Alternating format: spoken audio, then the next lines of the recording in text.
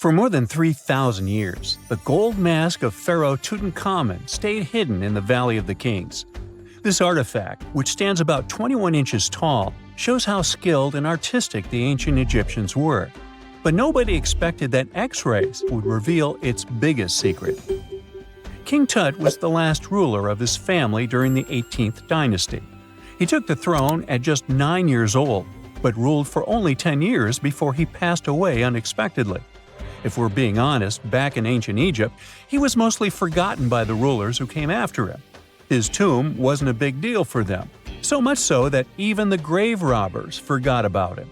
It might sound a bit sad, but the truth is that it was actually great news for us.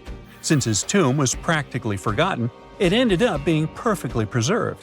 While the other tombs in the Valley of the Kings were looted, his remained sealed and untouched. So, when it was discovered back in 1922, it had over 5,000 precious objects inside.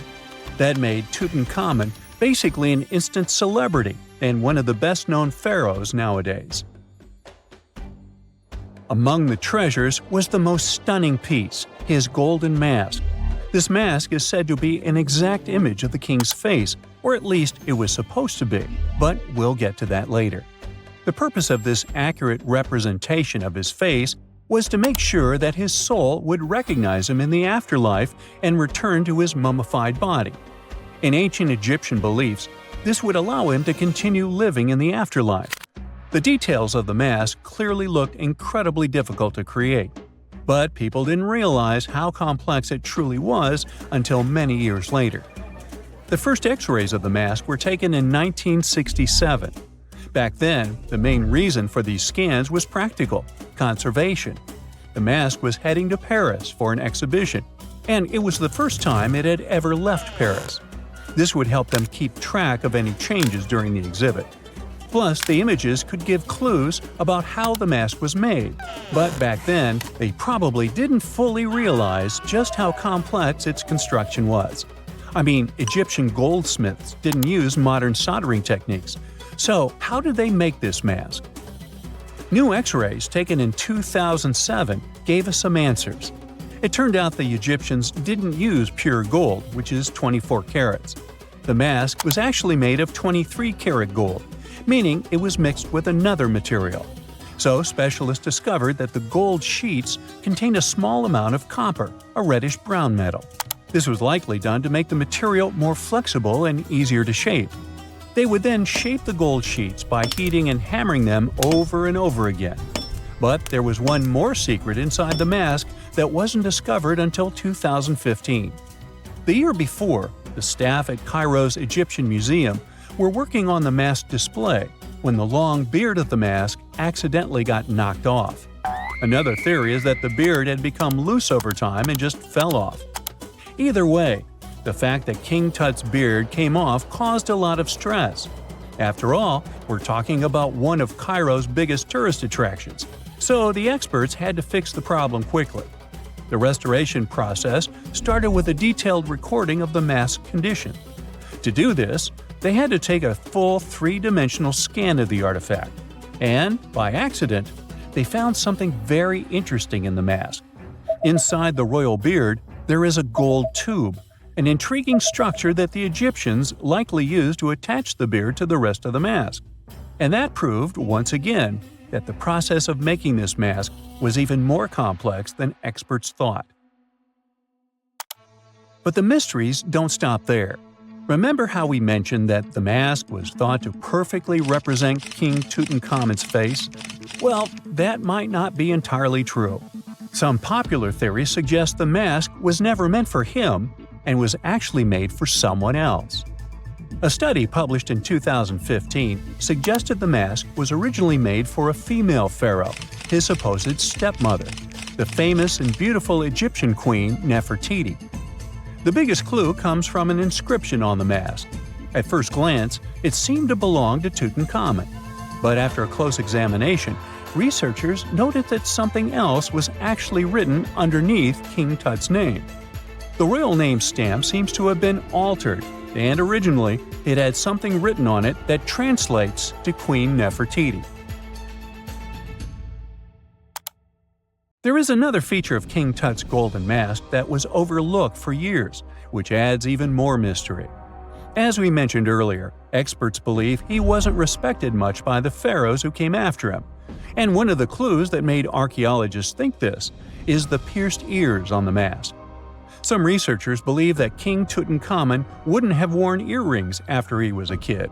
So, according to their theory, by the time he passed away at 18, he shouldn't have been represented with pierced ears. This could also support the idea that the mask originally belonged to Nefertiti, or maybe to someone who wasn't even connected to King Tut. But the mask isn't the only source of mystery. In fact, his whole tomb is full of puzzles. Recently, historians found a sign that the place where King Tut was supposed to be buried was changed at the last minute. For years, experts wonder why a pharaoh who ruled for 9 years ended up in such a simple tomb. When compared to the grandeur of other pharaohs' tombs, his tomb seemed, well, a bit plain. The idea that a king like Tutankhamun would have such an unremarkable resting place just doesn't match up with the power and importance he must have had in ancient Egypt. So, what happened? Well, apparently, this might have something to do with his successor, Pharaoh I. After King Tutankhamun passed away, researchers believe that I made sure to erase him from Egypt's history.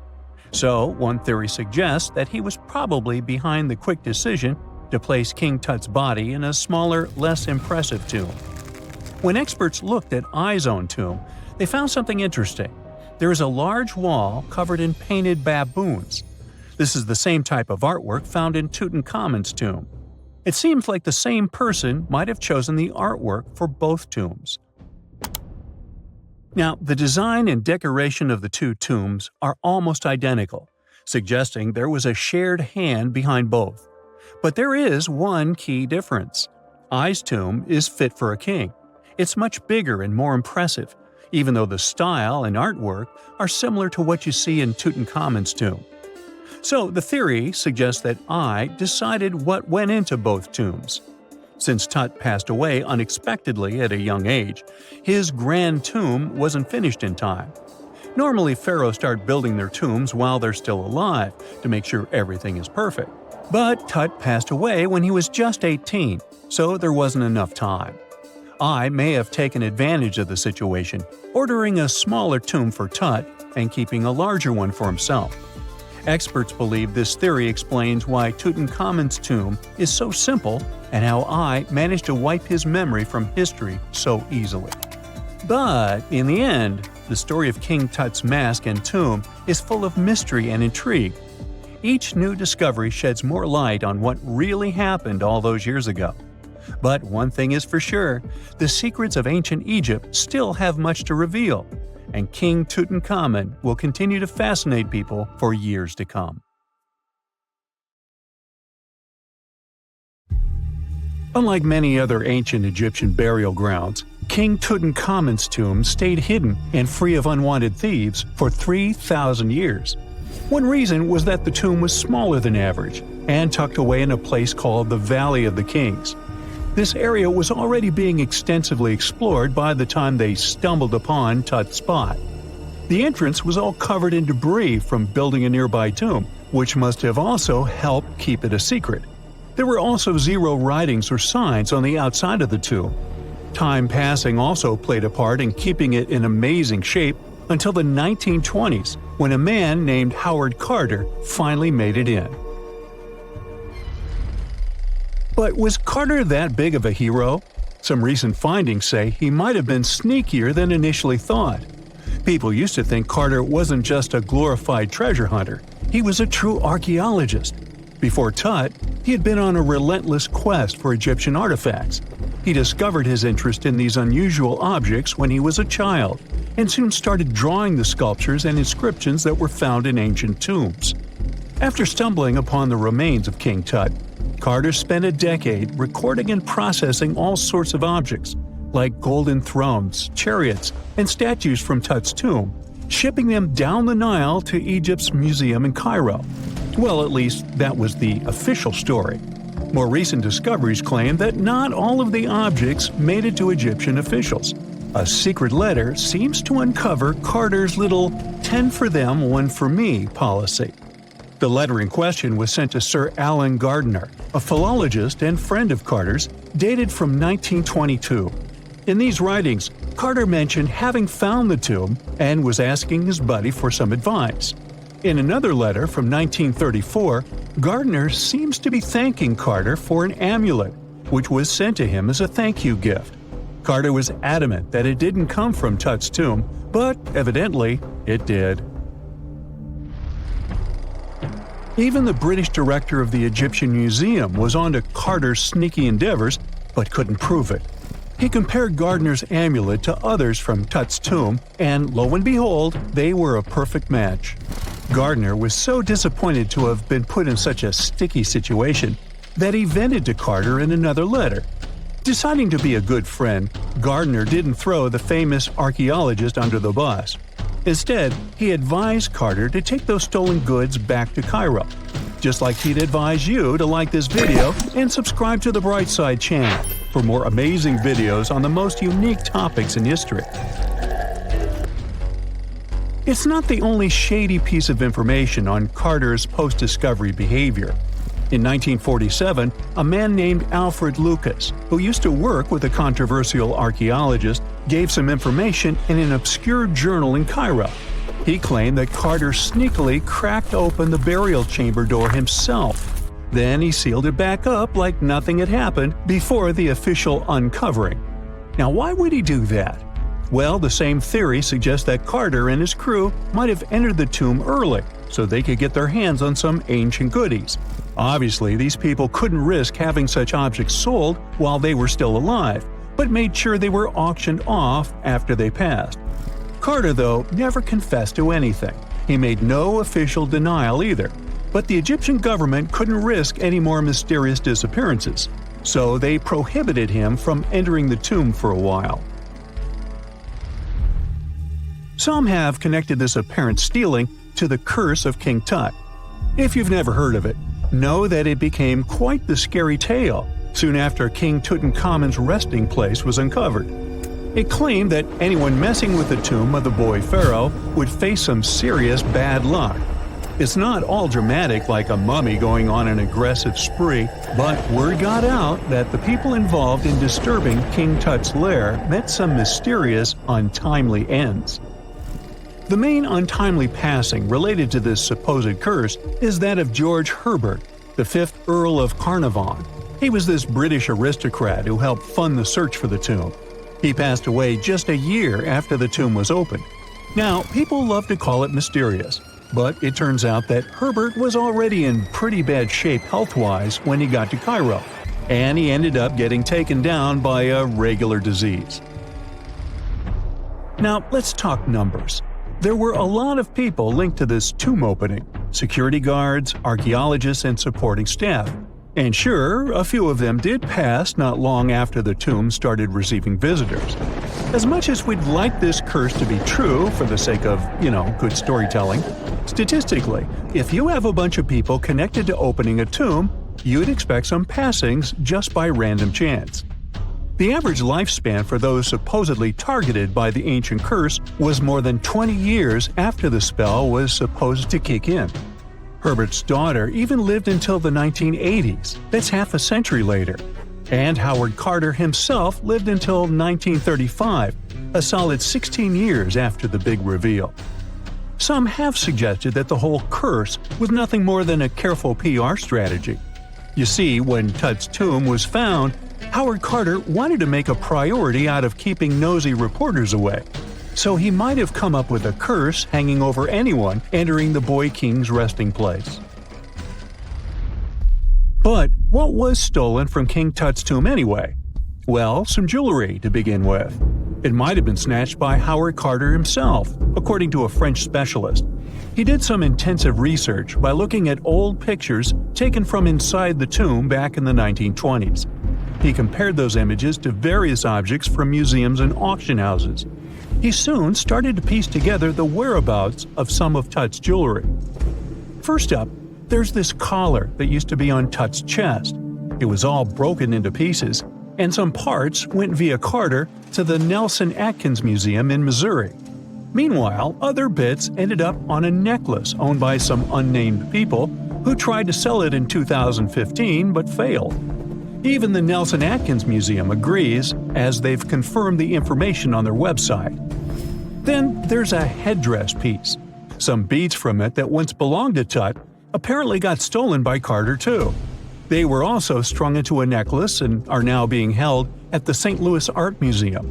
Another fancy collar made out of glazed ceramic magic spent some time at the Met, far away in New York. Thankfully, it was sent back to Egypt a bit over a decade ago. This seems to have been, as you'd expect by now, also stolen by Carter.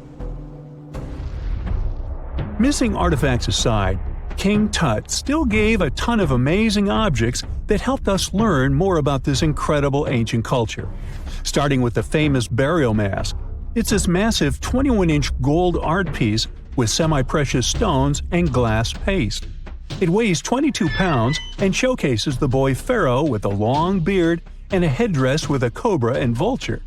On the back, there's this spell from an important ancient Egyptian spiritual book that's supposed to make sure it works just as well in the afterlife. Tut was also apparently a board game enthusiast. They found 4 board games in his tomb, some made of ivory. Archaeologists also found a pair of gold sandals, though you'd imagine they were more for show than for comfort. In fact, the pharaoh probably never wore them in his lifetime. Now, speaking of fashion items, it turns out Tut was quite the fancy ruler. They even found a mannequin in his tomb that was used to pick out, adjust, and store his outfits and jewelry. The boy king seemed to have also enjoyed some music, based on the 2 trumpets historians found in his tomb. Though they were played back in 1935 in a BBC broadcast, the instruments are today considered too fragile to be maneuvered. We all know some iconic symbols. The Statue of Liberty screams USA. The Eiffel Tower represents Paris. And this mask? Undoubtedly, it's Tutankhamun's, right? Sometimes it feels like historians have squeezed every last drop out of the King Tut story. But guess what? The most obvious details often slip right under our noses. Like the fact that this famous mask didn't actually belong to him, nor was it ever meant for him. Stick with me for the details. Can we get a close-up of that mask? Thanks. See those holes? Yep, they're for earrings. And no, it's not that they had anything against jewelry, but back in ancient Egypt, earrings were typically worn by high-status women or kids. Now, if you know your history, you might say, but Tut was a boy king, wasn't he? You're spot on. He began his reign at just 9 years old. Sadly, that didn't last long as he passed away at a very young age. So when he was 9, he might have worn earrings, but he probably took them off when he hit that no earrings age. Sounds reasonable, right? Actually, not quite. That would have been pretty strange since nobody expected him to pass away young. Certainly not at 9. So no one was preparing a kid's mask for a burial. It's this untimely demise that suggests the mask used was simply the best option available when Tut passed away. There are more clues pointing to the idea that the mask was found in a hurry. Let's think about this. Even though Tut was mummified and his body could wait a bit, his loved ones wanted him to reach the afterlife ASAP. Some experts even believe the paint in the tomb was still wet when it was sealed. But look at his mask. It's a masterpiece. There's no way it was made in a rush. It's way more elaborate than other simpler cartonnage pieces. The renowned mask of King Tut stands 21 inches tall, adorned with precious stones, and features a golden beard that weighs 5.5 pounds, making the entire mask 22.5 pounds. Okay, I'm a bit confused here. So it seems like it was probably a kid's mask, but it had a beard? I've never seen a 9-year-old with a goatee, and I'm guessing you haven't either. Just think about it. A grown man's face compared to a kid's face. Fun fact for you, our faces pretty much stopped growing at the age of 16, so by 19, Tut would have definitely had the face of an adult man. Can you imagine trying to fit a relatively small kid's mask on a grown man? That would have been super embarrassing, and no one would have let that happen. Right, let's dismiss the kids' theory. Now, the second option, if you remember, is that the mask could have originally belonged to a woman. This is where the beard theory comes into play. Some researchers believe the beard might have been added later on. Here's another twist. What if the mask was actually made for Nefertiti herself, who ended up maskless? In this case, there are two discoveries. Two birds with one stone. For now, it sounds like a conspiracy theory, I know. But let's give it a shot and delve deeper into the details. So, Tut passed away in around 1323 BCE, probably due to malaria. He had other health issues too, like when he broke his leg, and records suggest he wasn't in the best shape. As for Nefertiti, we have no solid data about her demise. Plus, nobody knows exactly when or where she was buried. The supposed year when she passed away is around 1330 BCE, but she could have lived longer, and the mask was intended and prepared for her. Or maybe they just took her mask right from the burial chamber. After all, they were family. Well, sort of. She was said to be his stepmom, having been married to Akhenaten, who was likely Tut's father. But this is not 100% accurate. Some scientists doubt it. Ah, these ancient Egyptian families. It's hard to keep track of who's who. I know, you're not yet convinced that Tut wore a lady's mask. Let me share one more theory with you. Meet Howard Carter, the enthusiastic archaeologist who discovered Tutankhamun's tomb. It was located in the Valley of Kings outside Luxor and, to everyone's surprise, was nearly intact. When he entered, he noticed something odd. This didn't feel like a pharaoh's burial chamber. It was classy and all, but it had a vibe that suggested it was made for a woman. Typically, Egyptian pharaohs had larger tombs that suited them better, and even more strangely, it was oriented to the right of the entrance. This didn't add up. That orientation was typical for female chambers, which Egyptian queens used. Another red flag was that the chamber appeared to have been built in stages, and all the artifacts, around 2,000 of them, seemed hastily placed there. Even more curious, they looked like they were meant for other royals.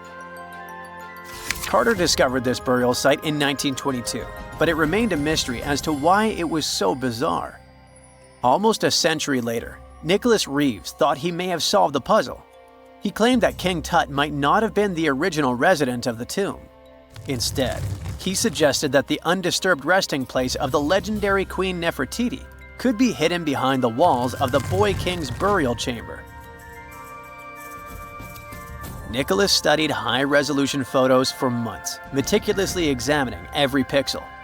One day, he focused on detailed scans that revealed the texture of the tomb's walls beneath layers of paint. He spotted what he believed to be outlines of two doorways that had been blocked and plastered over to hide them from view. The more he looked, the more it seemed real. Could it be a tomb within a tomb? Nicholas theorized there was a hidden storeroom behind the western wall of King Tut's tomb, and his chamber might just be the outermost section of a larger corridor-style network of rooms. It all sounds fancy, but sorry to break it to you, Reeves' theory was debunked. To find out if he was onto something, experts had to use ground-penetrating radar to see the unseen. Reeves' idea was that if there were gaps, it could indicate the presence of additional rooms. And at first, in 2015, one expert even thought he had found a hidden room. But the glory didn't last for long. A year later, after double-checking, it turned out there were no hidden doorways. By the way, Nefertiti isn't the only legendary woman from Egypt whose burial site remains a captivating mystery. There's a cool legend about Cleopatra that you might enjoy. It's said that she once declared, "No man will ever find my tomb." Kind of fitting, right?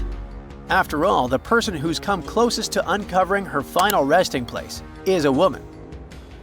Fast forward a few millennia after she passed away, and while no man has located it, archaeologist Kathleen Martinez believes she might have cracked the code.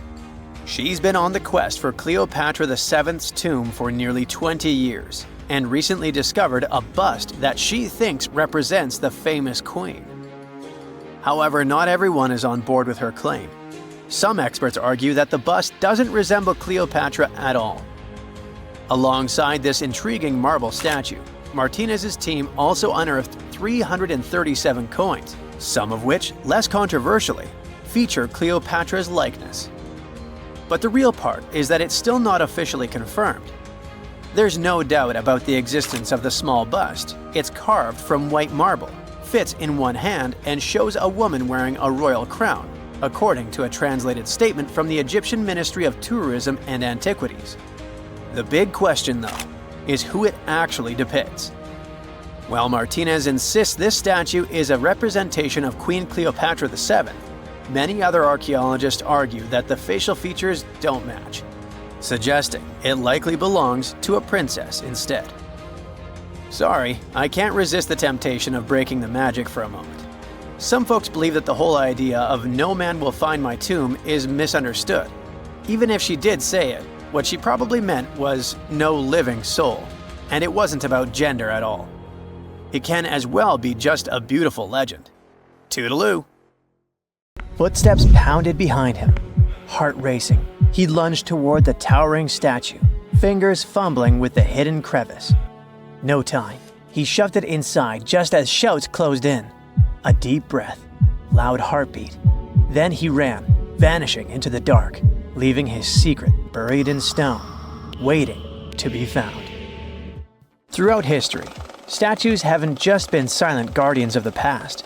They've been hiding places for secrets, some deliberately sealed away, others stumbled upon by pure chance. See the most mysterious of them. In 2016, as Australian experts prepared a 645-year-old statue for auction, they uncovered a hidden secret, an ancient banknote tucked inside its hollowed head. Issued in 1371 under Emperor Zhu Yunzang, the note was worth 1,000 copper coins, or 28 grams of silver. More strikingly, it carried a grim warning. Despite passing through multiple owners, the hidden bill remained undiscovered for centuries. A rare relic from an era when paper money was still a novelty, the note was soon listed for auction, its journey through time continuing into the modern world. Statues became more than just symbols. They were guardians, keepers of history, and sometimes even life-saving tools. In 2017, restoration experts working on an 18th century statue in Spain made a remarkable discovery. Hidden within the statue's hollow interior were 2 letters written in 1777, providing insights into daily life, local customs, and the economy of the time. Similarly, in 2023, during renovations at the United States Military Academy in West Point, a box was discovered inside the marble base of a statue depicting the hero Tadeusz Kościuszko. Placed there nearly 200 years ago, this time capsule offers a tangible connection to the institution's storied past. The mystery surrounding statues and their potential to hide secrets extends to some of the world's most iconic monuments. Few places are as shrouded in mystery as the Great Sphinx of Giza. For centuries, archaeologists, historians, and explorers have speculated about what might lie hidden beneath its massive limestone figure. Some people thought the Sphinx concealed the legendary Hall of Records, a supposed library containing ancient knowledge, possibly even lost wisdom from Atlantis. In recent years, advancements in ground-penetrating radar technology have revealed voids beneath the Sphinx, leading many to believe that the statue may hide undiscovered chambers or passageways, some possibly linked to royal tombs or hidden structures. The potential of hidden chambers beneath the Sphinx has captivated imaginations for generations. But what is perhaps even more intriguing is the recent work done by researchers from New York University, who studied the environmental forces that shaped the Sphinx. After recreating ancient wind patterns, the researchers concluded that the Sphinx may have originally been shaped by natural erosion before humans further refined its form. Such revelations open up new avenues for understanding the monument's purpose, as well as the cultural and spiritual significance it held back then. The ancient Egyptians revered Sobek, the crocodile-headed god of power, and the Nile, and often mummified crocodiles to honor him. These creatures were placed in temples or tombs as offerings to the gods or to ensure their safe passage to the afterlife. Recently, a group of researchers dove into an interesting study about a crocodile that received the mummification treatment from Egyptian embalmers. They used a CT scanner to uncover all sorts of fascinating details about how this crocodile met its maker and what happened to its body afterward. For the ancient Egyptians, animals weren't just pets, they were major players in their rituals, acting as a bridge between humans and the deities. Hawks, for example, were associated with Horus, the sun deity, since their flight brought them closer to the sun. Cats were linked to Bastet, the fierce and protective mother deity. Crocodiles were among the favorite animals for mummification.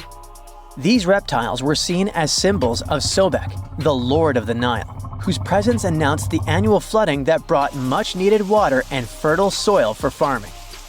In the past, studying such artifacts could mean damaging the mummy, but thanks to modern imaging techniques, the researchers were able to examine the crocodile while keeping it intact. X-rays and CT scans revealed that the crocodile's digestive system was packed with small stones called gastroliths, which crocs often ingest to aid digestion and maintain buoyancy. Amid those stones, they even found a metal fish hook and a fish. This suggests that large mummified crocodiles were likely caught in the wild using hooks baited with fish. This almost aligns with what ancient Greek historians wrote about life in Egypt. Almost because the Greeks believed that Egyptians used pigs to lure the crocodiles. So, as you've noticed, researchers and archaeologists use cutting-edge technology and meticulous hands-on work to uncover the secrets of ancient civilizations. The process begins with surveys using ground-penetrating radar and 3D scanning to detect hidden chambers, tunnels, or anomalies beneath the surface. Once a promising site is identified, careful excavation begins.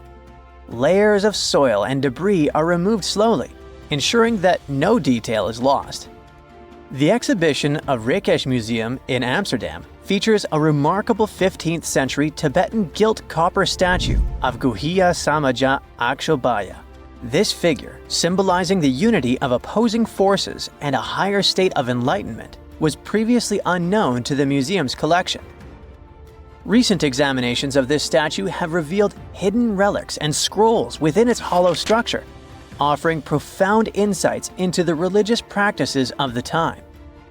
The exhibition showcases over 75 masterpieces from Asia, including the newly acquired Guhiya Samaja Akshobhya statue, highlighting the intricate craftsmanship and spiritual significance embedded within such artifacts. In the heart of Verona, a secret lay hidden for decades within the bronze statue of Juliet. Sculpted in 1969, she became a symbol of love, touched by countless visitors seeking romance and luck. But beneath her worn surface, Juliet was silently guarding something extraordinary. Over time, tiny cracks formed from years of affectionate caresses. Through them, lovers slipped letters, whispered confessions, desperate pleas, and eternal promises. Some tossed in keys, sealing their love with padlocks and hiding the proof inside her hollow frame. In 2014, restoration experts made a stunning discovery. As they worked to mend the statue, hundreds of love notes and rusted keys spilled out, forgotten vows locked away in the heart of Juliet herself. Statues often act as symbols of power and might. However, in more recent times, statues have also been used to convey messages for future generations. The concept of the time capsule, an object or collection of items placed in a container, sealed, and then buried or hidden for later discovery, has a long history. And in modern times, statues have served as the perfect vessels for these capsules, allowing people to communicate with future generations in a very tangible way. In 2014, as old workers carefully removed the golden lion atop Boston's Old State House for restoration, they made a startling discovery. Something rattled inside its hollow head. A Boston Globe article from 1901 had once mentioned a hidden time capsule but over the years, it had faded into legend. Then, a sculptor's descendant unearthed a long-forgotten letter confirming the truth. Inside the lion's head lay newspapers, photographs, autographs, and letters from Boston's past. Messages sealed away for over a century. As the capsule was opened, it felt like history itself was holding its breath. The officials planned to continue the tradition, adding modern artifacts before sealing the lion's secret once more, until the 22nd century unveils it again. We don't know if they carry on with it though. Advancements in imaging technology have allowed researchers to uncover hidden details within famous sculptures without damaging them. In 2014, restoration experts in Mexico made a shocking discovery while examining a 300-year-old wooden statue. Real human teeth were hidden beneath its serene face. The revelation came not by sight, but by technology. When preservationists took an X-ray of the statue, expecting to find structural details, they instead saw a perfect set of teeth embedded in the mouth, unlike other historic statues from the region, which sometimes contained real hair people donated to the statues. This discovery was completely unexpected. The year is 1923. Two teenagers sneak out of their homes in the middle of the night in Florida City. Rumor had it that an old man was building a rock castle by himself. But every time someone tried to see what the old man was doing, he would stop working. The curious teens managed to sneak into Ed's backyard and saw something they could later describe as magic. They recalled seeing rocks moving around like helium balloons. The old man was moving up to 30 tons of stone by himself to build his castle. Even if he didn't allow anyone to see him working, he would proudly talk about it around the town. But whenever people asked how he was building a stone castle all on his own, he simply answered, "I cracked the secret of the pyramids." This story begins in Latvia, Edward Leedskalnin's home country. Edward was born in a small village on January 12, 1887. He was born in a family of stonemasons, which is probably where he learned ancient techniques of building. However, he grew up as a sickly boy, which meant he could never carry much weight or undergo heavy physical activity. At the age of 26, an unfortunate turn of events determined Ed's fate. The love of his life broke off their engagement, and heartbroken Ed decided to move to the United States.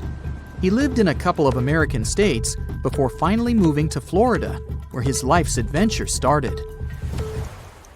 Ed spent years searching for the right spot of land to build his dream house. He always rejected good farmland. When people wondered why, he only smiled.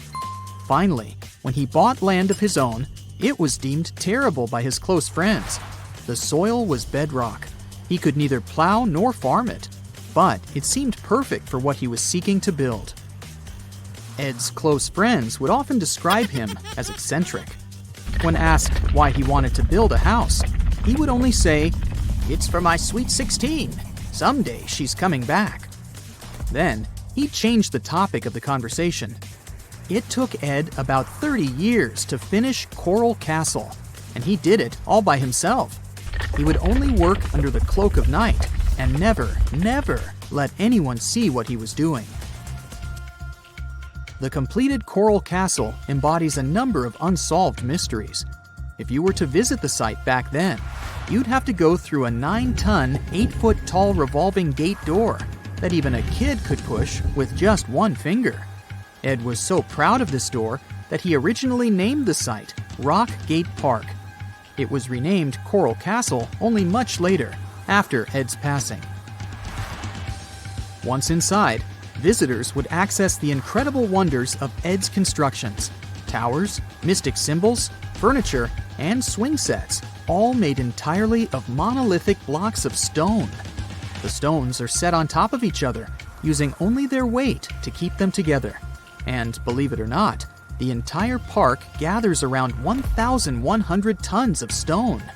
Today, if you visit Ed's living quarters, you'll even see the simple instruments he used to construct all of this: chisels, hammers, ropes, and pulleys. The type of work he did is difficult even with modern-day equipment, let alone without it. Coral Castle's main mystery lies in how Ed managed to do it. The only photograph of Ed Leedskalnin at work shows a simple leverage structure of a chain hoist attached to a wooden tripod. The tripod was made of old telephone poles with a small wooden box on top. What was in the box is, of course, a mystery. Unfortunately, he took his secrets with him, not sharing the truth of his work with anyone else. Yet, not all is lost, as there are many theories and speculation surrounding what could have happened there. One theory says that there is a harmonic grid inside the Earth's surface, something that would create anti-gravity spots around the globe. It's believed that Coral Castle was built in such a spot. This could explain why it took Ed so long to find land that pleased him. Maybe what he was looking for was a place that allowed him to experiment with anti-gravity forces. Yet, whenever Ed talked about his work, he would say he understood the laws of weight and leverage, and, sure thing, that he had cracked the secret of the pyramid builders. And what secret is that, you might ask? According to Ed himself, it has to do with magnetism. He even published a pamphlet called Magnetic Current. There, he explains that every object has magnetic particles inside of them. A person just needs to understand where they are located inside such objects. This way, objects can be lifted and moved around without much effort, just like moving something heavy underwater. Researchers say that if we assume Ed Leedskalnin and the pyramid builders used the same technique, then it would only have taken 4,700 workers to build the Great Pyramid of Giza, instead of the 20,000 to 100,000 that is currently estimated. But this story just keeps on getting more and more mysterious. In the late 1920s, Ed was finishing the construction of Coral Castle in Florida City. Rumors about his work had spread around town. People said Ed was hiding a stash of money somewhere in his living quarters. One night, a group of men waited until Ed was alone and broke into the castle to rob him. They couldn't find the money and, luckily, didn't harm Ed. But in the following days, he decided that it was best he moved out of that land. Of course, he took more than his toothbrush along with him. Ed decided to move the entire Coral Castle to another land 10 kilometers away from where he had built the park. Legend says he hired a truck driver and asked him to swear secrecy about what Ed intended to do. He asked the driver to look away while Ed loaded the truck by himself, moving all of the rocks without any help. With the truck loaded, Ed and his castle moved to Homestead, Florida, where the park is located until this day. In 1986, a group of engineers from Florida University was called to try to fix the park's gate entrance, the 9-ton revolving door that Ed was so proud of. They arrived with plenty of modern-day equipment, including a 20-ton crane. When the engineers took the door down, they noticed that Ed had used a strange circular stone at the bottom of the revolving door.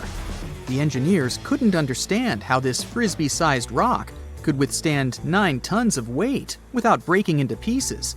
They sent the rock to the geology department at the University of Florida, but the geologists simply returned the rock, saying they couldn't find a match of this rock in their databases. They couldn't determine its origin. The engineers put the 9-ton gate back into place, trying to use other techniques. At first, it didn't work without the base rock Ed had originally used. So, they had to cut the gate rock to make it work as a revolving door once again, proving that modern-day technology couldn't replicate what Ed had done single-handedly. Fast forward to 2011, and another man claimed to have cracked the code of the pyramid builders and Ed Leedskalnin himself. Wally Wallington, a retired construction worker from Lapeer County, Michigan, has managed to build using similar techniques to those used by Ed.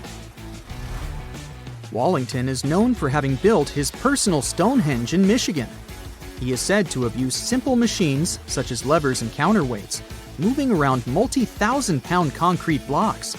Unlike Ed, Wallington has shared his techniques with the public. Multiple videos are showing the clever engineering he built from very simple materials. It sure is impressive. the man has moved his entire barn into another property just with the help of simple tools. However, there is no way to prove that these were the same techniques used to build Coral Castle. To this day, the secrets of Coral Castle haven't been unraveled. But hey, we can always keep trying to solve it. Once upon a time, I searched through the jungle, following a map poorly drawn on a piece of cloth. After days of walking, I reached an ancient Mayan temple. As soon as I stepped in, a strange noise echoed. I turned to leave, but suddenly the floor cracked beneath my feet. I fell into a 1,600-year-old tomb. Finally, I got lucky. That day, I walked out with shiny jades, carved seashells, a creepy afterlife mask, and a curse that's been haunting me ever since. Well, okay, maybe it didn't happen exactly like that. Or maybe it didn't happen to me. Sadly, real-life archaeology is not like Indiana Jones movies. However, the findings can be as exciting and important, especially in Belize, where archaeologists just found the first identifiable ruler's tomb in the lost Mayan city of Caracol after 40 years of digging. A team of archaeologists finally unsealed a hidden chamber, buried deep beneath a structure they'd already studied. And inside that tomb, which is indeed around 1,600 years old, was Tikab Shak, the first known king of Caracol. His name is commonly interpreted as Tree Branch Rain Deity, which is poetic and incredibly awesome. King Shak was believed to be a Mayan deity in control of rain, thunder, and lightning. According to folklore, he used axes to strike rain-bearing snakes in the sky to make the rain fall. The buried king is considered to be the dynasty founder. The royal dynasty he founded lasted more than 460 years. And judging by what was buried with him, we can assume that King Shak was greatly celebrated. His tomb had jade beads, carved bones, seashell jewelry, and ritual pottery vessels. One of those vessels shows Ekchua, the Maya deity of trade, receiving offerings. Others showed bound prisoners.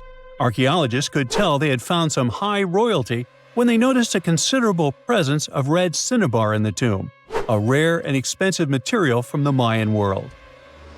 Then there's a jade mosaic mask, pieced together like a puzzle to cover the king's face in brilliant green. Jade wasn't used just because it was shiny. It was sacred and symbolically associated with life and demise. Polished jade glistens like it's been dipped in water, cool at first, but quickly warming in your hand. To the ancient Maya, this lifelike quality made jade a living, breathing substance. And for this reason, it possessed high religious and spiritual importance. The Maya associated it with the breath of life, with royalty, and with eternity. Covering someone's face in jade showed just how high-ranking that person was. King Shak's mask has yet to be examined properly, but another famous mask of King Pakal was made of over 346 green jade stone fragments. That's a lot of painstaking work. But maybe the most symbolically fascinating thing about this king was that he was old. Not just lived a good life old, toothless old. To us, that means he didn't clean his teeth properly, because no, you don't usually lose teeth just from getting old, as long as you maintain good oral hygiene and dental care. On the other hand, according to Maya legends, toothless elders were believed to have spiritual powers. Rulers and shamans mediated between realms, and aged or underworld deities were often shown as toothless in art. Now, speaking of realms, Mayan cosmology divided the universe into 3 layers. The upper world was where the deities lived. The middle world was where humans lived. It was carried on the back of a giant turtle or caiman and surrounded by a primordial sea. Beneath it was the underworld, known as Xibalba, a dark and complex realm of spirits and ancestors. And certain people, especially rulers, shamans, and elders, were believed to move between these worlds. This king was a ruler, had a deity-like name, and was a toothless elder. Boy, his power level must have been off the charts. But that's not all. Here's the eerie part. The tomb was buried beneath another tomb, which was discovered all the way back in 1993. Archaeologists were investigating a different burial when they realized there was another chamber hidden beneath it, an interesting hiding place. Remarkably, it worked. For more than 1,600 years, no one found him. This makes Tutankhamun's tomb the first ever discovered at Karakol that can be definitely linked to a known ruler, thanks to hieroglyphs, burial context, and artifacts. Now, if you're not a geography or history buff, you've probably never heard of Karakol. Today, it's a remote ruin deep in the jungles of western Belize. But around 16 centuries ago, Karakol was one of the largest and most powerful cities in the entire Maya world. At its peak, it covered over 77 square miles, which, for reference, is larger than modern-day Belize City. Its population was around 100,000 people. That's more than most cities in Europe had at that time. And it wasn't just big, it was advanced. Karakol had pyramids, ball courts, palaces, reservoirs, and a very complex road system. Stuff like limestone superhighways stretching miles through the jungle. Past excavations also turned up arrowheads, drills, spindle whorls, figurines, and everyday tools. King Shak's tomb was one of the 3 major tombs found in the northeast Acropolis. That's near Kana, the central archaeological complex at Karakol, and one of the tallest human-made buildings in all of Belize, even today. It reaches an imposing 141 feet high and contains multiple levels of elite residences and temples. But even with that size, finding tombs isn't easy at all. Most have already been looted. We don't know what else can be hidden there, and in some places, it's too risky to dig up without causing damage. That's why it took researchers decades to finally find something untouched. However, they were able to report over 850 burials and 175 tombs at Karakol over their 4-decade-long project. One of the earliest tombs, dating to around 350 CE, was a cremation burial containing ritual artifacts such as obsidian blades, atlatl spear points, and ceramic styles associated with central Mexico. So, if you're an archaeologist, this city seems to be an old historical gold mine. And old historical gold mines often come with warnings. For one thing, it's "keep out, the ceiling might fall on you." Besides, even though scientists are excited about this discovery, if the king can really walk between realms, he's probably annoyed by all this. So what happens now that the king's eternal rest has been disturbed? Well, by opening and stepping into the tomb of Tutankhamun, archaeologists basically stepped into a sealed sacred place. Maya tombs weren't just holes in the ground with a fancy coffin. They were sealed like cosmic vaults, locked up with stone, soil, and sometimes elaborate closing rituals. The goal was to mark the end of their use and protect what was inside. Archaeology at Karakol and other Maya cities shows this in action: thick ceiling layers, termination offerings, and carefully placed debris, all saying, "This place is done, keep out." Today's archaeologists still treat them that way, working under Belizean laws and cultural protocols, making sure they explore with respect for what these spaces meant to the people who built them. However, it's eerie to think about mythology and whether King Shak is going to haunt the archaeologists. I guess we'll see. They shouldn't be afraid because he's old and has no teeth. Maybe he will annoy them with rain. He's named after a rain deity, after all, and we still don't know about his true power level. The Mayans were a fascinating civilization, and their structures are still among the most mysterious ones you can find. Despite being isolated from the known world, they also built pyramids without cranes, mapped stars without telescopes, and knew how to bury a king. Karakol is full of secrets: a hidden tomb under another tomb, a toothless king with a scary-looking mask and a deity's name. Almost unbelievable. And amazingly, there is still stuff being found. So maybe it's not too late for me after all.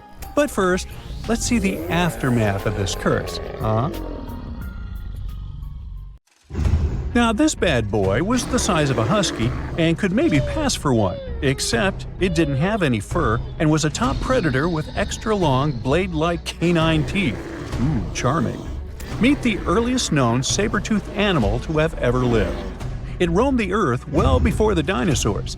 Scientists made the description of this creature based on its fossils found on the Spanish island of Majorca in the Mediterranean Sea. About 200 million years ago, none of us were around then, the very first true mammals appeared, and they lived right alongside the dinosaurs. But if we trace the family tree of mammals even further back, we'll find an ancient group called theropsids. They didn't look like mammals we have today, but they had some key features that would eventually help define mammals. For example, theropsids had special openings on the sides of their skulls for jaw muscles, and parts of their jawbones would later evolve into the tiny middle ear bones that all mammals, including you, have today. So, the new discovery is what might be the oldest known theropsid fossil. The fossil, which doesn't have an official species name yet, belongs to a group called Gorgonopsians. Those guys are more closely related to mammals than they are to any other living animals. Some of them were as small as cats, and others were as massive as polar bears. Gorgonopsians had some very mammal-like traits, like different types of teeth for different jobs. But unlike mammals, these ancient predators kept replacing their teeth, even their giant saber-like canines, over and over during their lives. Hey, that would be handy. Until now, the oldest Gorgonopsian fossils we knew about were around 265 million years old. But this new fossil is even older, dating back between 270 and 280 million years.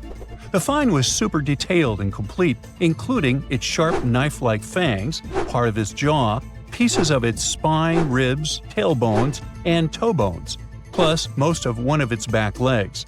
Even though the creature's skull wasn't complete, the scientists think it was about 7 inches long, and the animal itself would have been around the size of a medium-large dog, weighing between 66 and 88 pounds. But other than that, it didn't really look much like a dog. Even though it had some lizard-like features, calling it a lizard dog is totally wrong. Mammals and reptiles do share a super ancient ancestor from about 320 million years ago, but their evolutionary paths split a long time ago. When the newly found creature was alive, the island of Majorca was right in the middle of the gigantic supercontinent Pangaea. Back then, this area went through super wet and super dry seasons.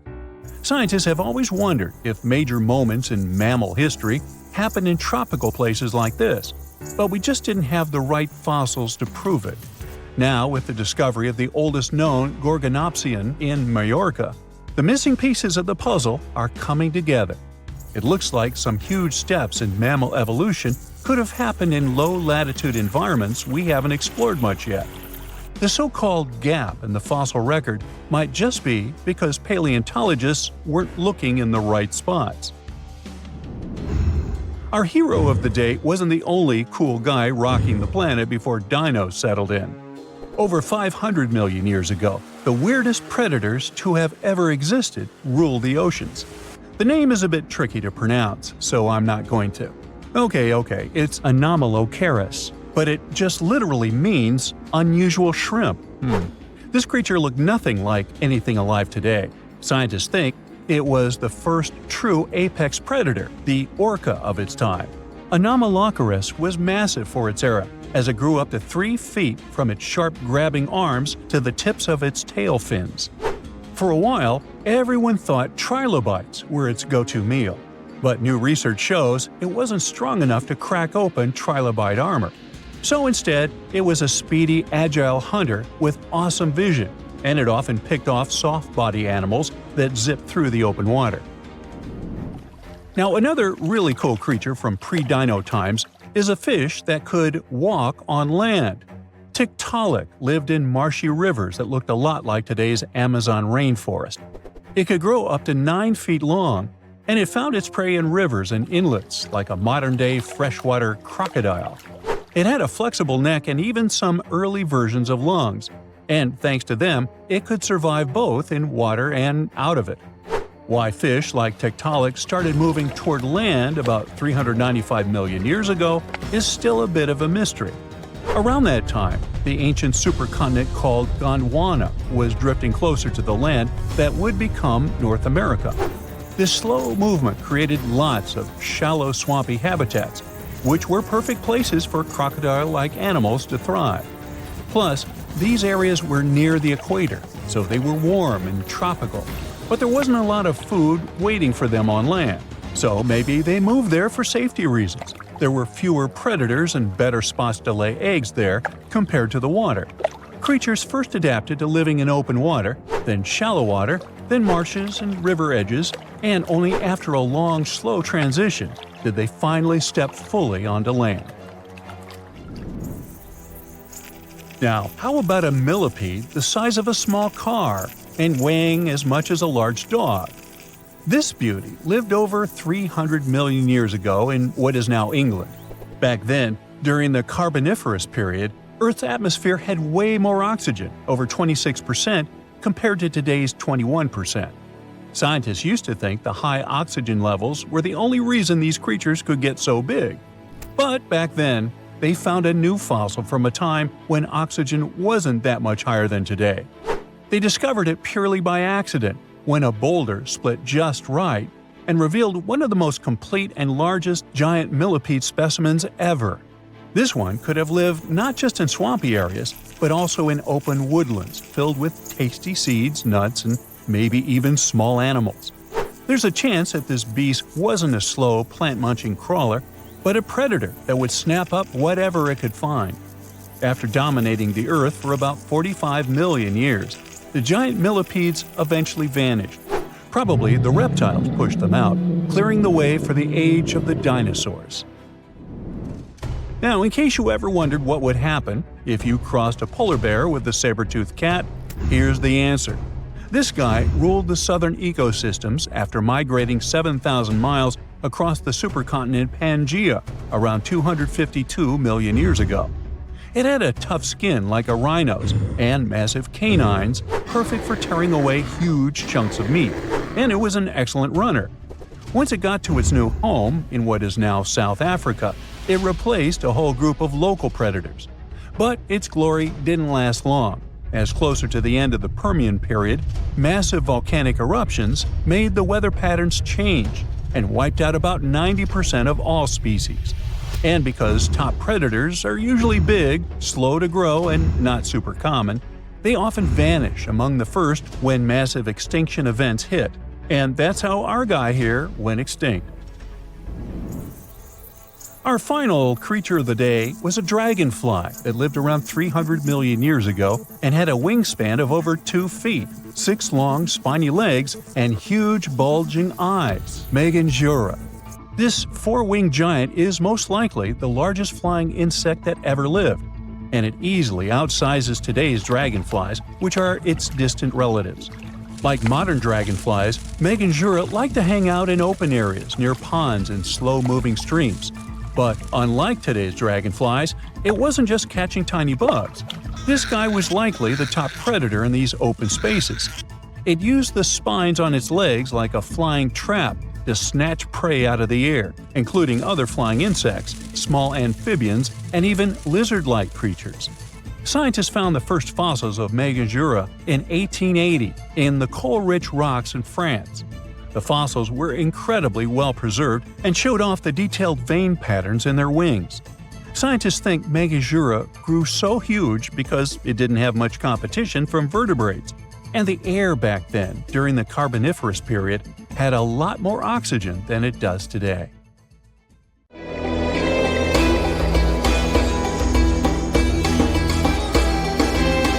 The Great Pyramid was created as the final resting place of ancient Egyptian monarch Khufu.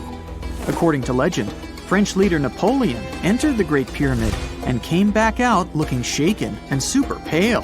He never revealed what he saw inside, but whatever it was is said to have affected him for the rest of his life. When Napoleon entered the pyramid, he would have walked through a super tight and ascending passageway. He'd then go through another passageway, known as the Great Chamber. This corridor would have been much taller than the previous one, and would have cobbles too. He'd then reach the King's Chamber, the centerpiece of the Great Pyramid, which was lined with huge blocks of granite. But it wouldn't have looked as grand as we might imagine. There are no hieroglyphics decorating its walls, as Egyptians only began decorating the burial chambers of pyramids much later on.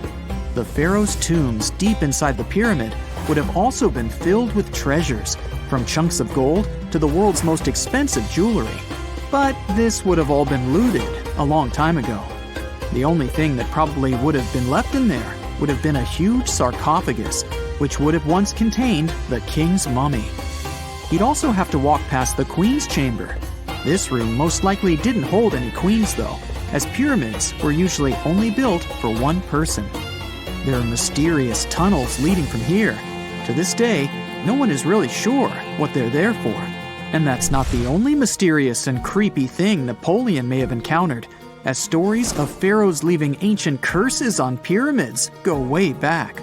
Many pyramids had warnings written on the outside, telling of horrifying things that would happen to those who entered and disturbed the peace. We might not know what exactly Napoleon found in the Great Pyramid that scared him so much, but we know for sure what was found in Tutankhamun's tomb. Tutankhamun was an ancient Egyptian pharaoh who was only 8 or 9 years old when he took to the throne. He became a cultural phenomenon when his tomb was discovered almost completely intact in 1922. His pyramid sits in the Valley of Kings in Thebes, modern Luxor, which is in Egypt. Unlike the Great Pyramid, Tutankhamun's tomb was covered in beautiful wall decorations. The walls told the story of how he would travel to the afterlife through the underworld. Egyptians believed all people would have to take this journey, so they would fill their tombs with objects and paintings to help them get there. There'd also be spells painted on the walls. They believed this would help people pass over to the next realm. The journey would be pretty long, and for that reason, the ancient Egyptians would also fill the pyramids with food. Tutankhamun's pyramid was filled with 8 fruit baskets. They even found something called gingerbread fruit in there. The rooms were jam-packed with furniture, statues, clothes, and staffs, amongst a whole bunch of other things. You'd likely find a lot of clothes and expensive jewelry in the pyramids as well. The ancient Egyptians wanted their ancestors to travel in style to the afterlife. They put Tutankhamun in his final resting place with over 50 pieces of clothing, all of the highest quality. There were tunics, scarves, gloves, and headdresses, and a ton of jewelry. Bracelets, pendants, necklaces, rings, and scarabs for protection were all found inside. Each of them was made of gold or precious stones. There were also fans made of ostrich feathers to keep the old pharaoh cool in the hot Egyptian sun. But the temperature inside the pyramids never actually went above 68 degrees Fahrenheit. The ancient Egyptians developed a super cool air conditioning system that we don't fully understand even today. Tutankhamun's pyramid also contained 130 walking sticks made from ebony, ivory, silver, and gold to help him on his journey. There were 3 chariots hidden away in case he got tired of all the walking. They also put 11 boat paddles inside, but there was no sign of any boat. The pyramids would be littered with the pharaoh's favorite scents and perfumes. During the excavation of Tutankhamun's pyramid, it quickly became clear that it had been robbed during ancient times. There was damage to doors and traces of oils left in empty jars. It looks like someone raided the pyramid for gold and the scents, perfumes, and oils that had been left for King Tut. There was still a bit of perfume, which was made from coconut oil and frankincense, left in one bottle. It seems like Pharaoh Tutankhamun loved board games. There was an ivory traveling set of senet in his pyramid. Although we don't know for sure exactly how to play it, we have figured out it was sort of an ancient Egyptian version of backgammon. It looks like it was a 2-player game where the goal was to knock your opponent off the board. Not really sure who Tutankhamun's mummy was supposed to play with though. The ancient Egyptians had some rituals that may seem pretty strange to us. For example, they used to shave their eyebrows off if they ever lost a cat. So it's not too surprising they put some really weird things inside pyramids. Archaeologists discovered a collection of mummified cats and scarab beetles in pyramids that date back more than 4,000 years. They were found in the pyramids of Saqqara, which is south of Cairo. They also found a bunch of makeup kits and mirrors inside. Makeup was worn proudly by both men and women in ancient Egyptian times. Eyeliner was the most popular cosmetic. The Rosetta Stone was one of the best discoveries ever made in pyramids. It was found by our man Napoleon Bonaparte and his team. It's a black granite rock that dates back to 196 BCE. It's transcribed in Greek, Demotic, and hieroglyphic. when it was translated in 1822, we got the key to understanding ancient Egyptian hieroglyphics for the very first time. The discovery of Queen Hatshepsut's mummy in 1903 changed our understanding of the Egyptians forever. After she had passed away, her successor, Thutmose III, removed most of the evidence of her reign, so we basically knew nothing about Egypt's first great female leader. She's now gone on to become one of the few and most famous female pharaohs of Egypt. Pharaoh Khufu even had a fully fledged boat in his pyramid. Archaeologists uncovered more than 1,200 pieces of a giant boat near the Great Pyramid at Giza. They reassembled the boat, and it's a whopping 144 feet long. It's most likely a solar boat, which was designed to carry the resurrected king with the deity Ra. Fun fact, the Pyramid of Giza is the last remaining of the 7 wonders of the ancient world. The other 6 are the Hanging Gardens, the Colossus, the Temple of Artemis, the Mausoleum, the Lighthouse, and the Statue of Zeus. This pyramid was also the world's tallest man-made structure for 3,800 years, and it's the biggest pyramid in Egypt. It took a staggering 2.3 million blocks of limestone, and some weighed as much as 80 tons.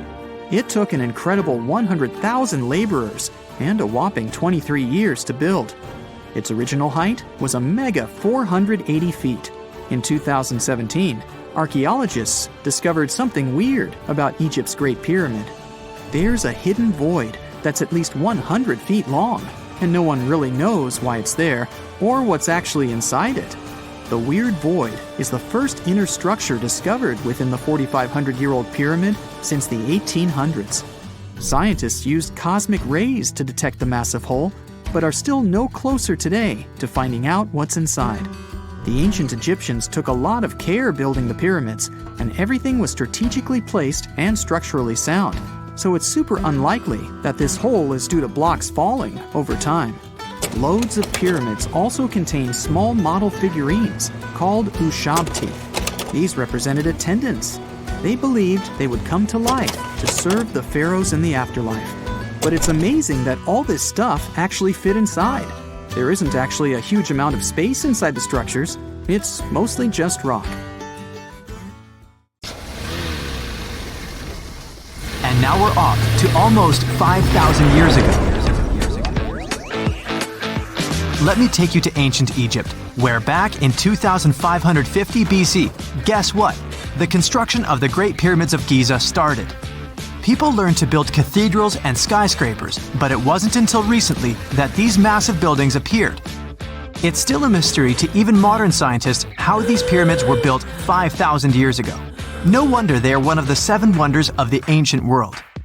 They're also the oldest of them and the only wonder of the ancient world that still exists in the 21st century. It must have taken a lot of cooperation to build a thing that massive, even for today's metrics. But the Giza pyramids weren't the first pyramids ever. The first one, called the Step Pyramid, was built around 80 years before the first pyramid of Giza in 2630 BC for King Djoser. It wasn't meant to be extraordinary, but ended up being quite impressive. It was a pyramid of 6 stepped layers of stone. It was 204 feet high, which is as tall as a 19-story building. And it was the tallest building that existed at that time. It wasn't just a pyramid though, it was surrounded by a whole complex of buildings, including even courtyards. In ancient Egypt, people believed in the afterlife, so everyone, especially kings, wanted to make sure they had everything they needed to get ready for it. Here's why the pyramid complex was perfectly supplied with a lot of objects people used every day. The complex included a pyramid and a kind of a palace. Those buildings had many things the king loved and might need one day, like furniture, food, and gold vessels. After Djoser, building pyramids became common practice, but many pyramids weren't finished. It would usually take about 20 years to build one, but many rulers reigned way less than that. Overall, there are more than 100 pyramids. The most famous pyramids are the Great Pyramids of Giza. The first one and the biggest one was built for Pharaoh Khufu, around 2550 BC. Initially, it was 481 feet tall, which is as tall as a 40-story building. The second pyramid was built for Khufu's son, Pharaoh Khafre, around 2520 BC. It's just a bit shorter. usually standing at 471 feet high, a 39-story building. This is the pyramid with the famous statue of the Sphinx. Sphinxes have a lion's body and a human head. They were built to guard important areas. This one has the head of Pharaoh Khafre and is guarding his pyramid, facing the sunrise. The Sphinx is most well known and is one of the world's biggest and oldest statues. Originally, it had red color and did have a nose. It's still possible to see the trace of red pigment by its ears. But no one knows exactly when the nose disappeared. For some time, the Sphinx was sort of hidden underground, being covered with sand up to its shoulders. Luckily, in the early 1800s, an adventurer with a team of 160 people dug it out. The third pyramid of Giza is the smallest one, being more than twice shorter. Originally, it was 218 feet high, about the height of a 20-story building. Built in 2490 BC, it was a pyramid for Khafre's son, Menkaure. The pyramids are designed to align with the points of the compass, and their sides symbolize the rays of the sun. But back at the time, there were no compasses. Ancient Egyptians figured out the directions themselves, and with amazing precision. To align the pyramids, they used two constellations. Originally, the pyramids were covered in smooth white limestone and had a gold-silver top to reflect the sun. Later, the white limestone was taken from the pyramids by other kings and used for other buildings.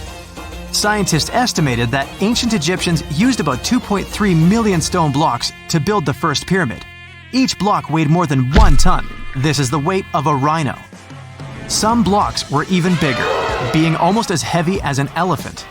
4.5 millennium ago, there was no modern equipment to help build it. There were no machines, no wheels, and even no steel. The only metal available to them was copper. Even today, scientists aren't sure how the Egyptians managed to build the pyramids. There are no records left that would shed light on it. Some even think that Egyptians wanted to keep it as their secret and didn't even record it on purpose. Many believe that poor people and foreigners built the pyramids, but it's not true. Actually, the builders were very skilled workers, and they were fed and paid well. The archaeologists claim that the builders lived in a nearby temporary city and were a highly organized community with a strong leader. Scientists say that around 20,000 people worked on each pyramid complex, and it took about 20 years to build each. It probably was a national project. The construction site was large in resources, and food and essentials were likely to be contributed from all parts of Egypt.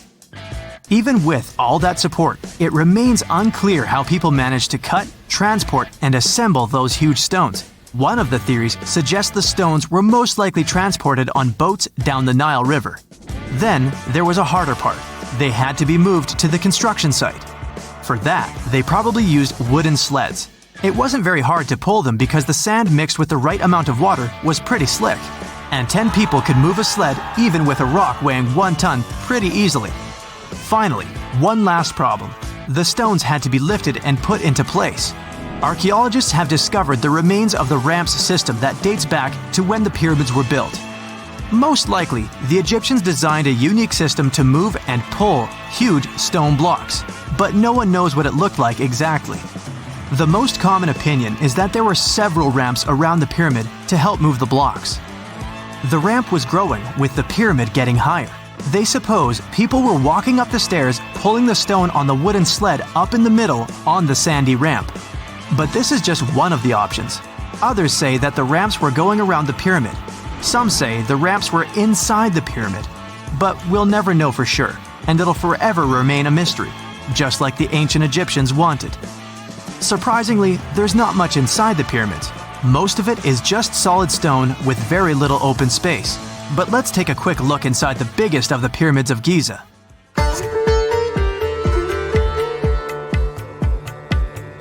From the entrance, there are 2 stairs, one going down and the other one going up. The descending one takes you to a chamber located underground. That's where the pharaohs are, but not in this pyramid because Khufu wanted to stay higher. The underground room is partly unfinished. The room with Khufu's sarcophagus is called the King's Chamber. It's upstairs and then through the tall and long Grand Gallery. Below the King's Chamber, there's a room called the Queen's Chamber. There are no queens though, and no one is sure why the room is called this. Unfortunately, none of these have any hieroglyphs on the wall. They're just bare. If you want to see them, you should go to the other rooms that are decorated. Those pieces of art are depictions of ancient Egypt's culture and daily life. The texts allow researchers to study their language and grammar. Sadly, the treasures that once were here in the pyramid are long stolen. From that room, there are several tunnels for an unknown purpose. There are many tunnels and passages inside the pyramids. There are many chambers and shafts and secret ways. Scientists have been sending little robots with cameras there for some decades already. And the robots did discover another chamber a bit upstairs with hieroglyphs on the walls. But even today, much of the pyramids is still unknown, and there's no so-called building plan of the pyramids. Egyptians did create a mystery no one can crack for 4,500 years already. Scientists recently started to X-ray the pyramid to learn what's inside it without entering it and its narrow, mysterious tunnels. Beneath the sands of Luxor, scientists found something that was perhaps never meant to be found. Over 1,000 decorated stone blocks that belonged to the ruined temple of a woman pharaoh. It got us thinking, why was this temple so brutally destroyed, and who was this woman? Her name is Hatshepsut, and she is now considered one of Egypt's greatest pharaohs, but for a long time, history almost forgot her. She ruled during the 18th dynasty, from around 1479 to 1458 BCE.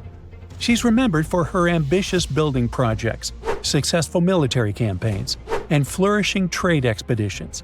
It turns out she was one out of 4 women to take the title of pharaoh in Egyptian history. The next woman would have to wait for 1,500 years to reign, and that woman we know as Cleopatra. The story of how Hatshepsut got to be a pharaoh is the most colorful part of this tale. As far as most dynastic rules go, it's usually men that are first in line for royal thrones. In Egypt, that was the same. That's why, when Pharaoh Thutmose I had a daughter as his firstborn, that was a big no-no as far as his succession line went. A few years later, Pharaoh Thutmose I passes away. The crown passed to Thutmose II, who ruled briefly, only to leave the throne to his infant son, Thutmose III. In this scenario, Hatshepsut was this pharaoh's stepmother. So what happened was that Hatshepsut served as advisor to her stepson, since he was too young to rule on his own. But after 7 years, she made an unprecedented move. She decided to seize power and declared herself Pharaoh of Egypt. Now this was not a simple power grab. Hatshepsut understood that if she wanted to rule, she had to present herself as a legitimate king. In a bold move, she adopted the full royal regalia, including the false beard, traditionally worn by male pharaohs. She was often depicted in statues and hieroglyphs as a man, wearing the pharaoh's kilt and headdress. But this wasn't about disguising herself. Experts believe she never tried to hide her identity. Inscriptions on her statues often included feminine titles, like Daughter of Re, or grammatical structures that combined male and female terms, such as His Majesty herself. This showed that while she adopted traditional symbols of kings, she still acknowledged her true gender. But she needed to go even further. To legitimize her rule, she crafted an elaborate origin story. She claimed that the deity Amun himself had visited her mother in the form of her father, Thutmose I, and that she was his divine daughter. Now this was no small claim, since pharaohs were seen as deities on earth. By aligning herself with Amun, she strengthened her right to the throne. In temple carvings, she depicted this divine birth with Amun, presenting her as his rightful heir. These narratives weren't just mythology, they were tools, ensuring her position remained unchallenged. Hatshepsut also took a new name, Ma'at Kari, which translates roughly to "Truth is the soul of the sun god." The word Ma'at was central to Egyptian beliefs. It represented order, justice, and divine balance. Pharaohs were expected to uphold Ma'at to ensure Egypt's stability. By calling herself Ma'at Kari, Hatshepsut was likely reinforcing that she was a legitimate and rightful ruler. Her reign was truly great. She led Egypt into an era of peace and prosperity, launching massive building projects and restoring temples across the kingdom. Her most famous achievement was the construction of her temple at Deir el-Bahari, a pretty impressive architectural masterpiece carved into the cliffs of Luxor. Hatshepsut initiated one of the most ambitious construction projects in ancient Egyptian history, commissioning monuments, temples, and obelisks to immortalize her reign. It's argued that she continued with the construction of the Avenue of the Sphinxes, a grand road lined with statues leading to the Karnak Temple. For many, her shining architectural achievement was the towering obelisk she had carved from single pieces of granite. One of these, weighing over 320 tons, still stands today. Now, beyond building, she expanded Egypt's influence through trade. She sent an expedition to the mysterious land of Punt, believed to be modern-day Somalia or Eritrea, bringing back riches like gold, ivory, and exotic animals. Her fleet of ships sailing the Red Sea marked the first recorded trade mission of its kind, establishing economic ties that would benefit Egypt for generations. Yet, for all of her success, something strange happened after Hatshepsut passed away. Her successor, aka her stepson Thutmose III, who had been overshadowed by her rule, took a drastic step. He ordered her name to be erased from history. Her statues were defaced, her inscriptions chiseled away, and her achievements credited to other rulers. It was as if she had never existed. Some believe Thutmose III wanted to reclaim his rightful place as pharaoh, while others suggest that later rulers, uncomfortable with the idea of a female pharaoh, sought to restore traditional male dominance. The story gets even more tragic. The power struggle between stepmother and stepson continues, since, even after her passing away, Thutmose III built his own temple right next to Hatshepsut's at the Valley of the Kings. But he built his temple with one deliberate modification. His monument was built 11 feet higher than hers. Mind you that this was no accident, it was a symbolic statement. He wanted to overshadow her legacy. But history had other plans. Hatshepsut's legacy started to be rediscovered in the 19th century, and it was only through careful archaeological investigation that her reign was properly recognized. Today, Hatshepsut is remembered as one of Egypt's greatest pharaohs. Her reign, once erased, has been reconstructed through constant archaeological discoveries, proving that her power and influence could not be so easily forgotten. Her resting place had been hidden in plain sight, her body removed from its original chamber in an effort to erase her from history. This final piece of evidence cemented her legacy, proving that even attempts to erase a pharaoh could not really do it.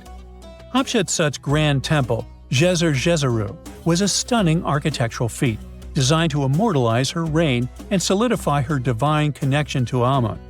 But after her death, her successor, Thutmose III, launched that calculated effort to erase her legacy, and parts of her temple were dismantled. Historians still debate why.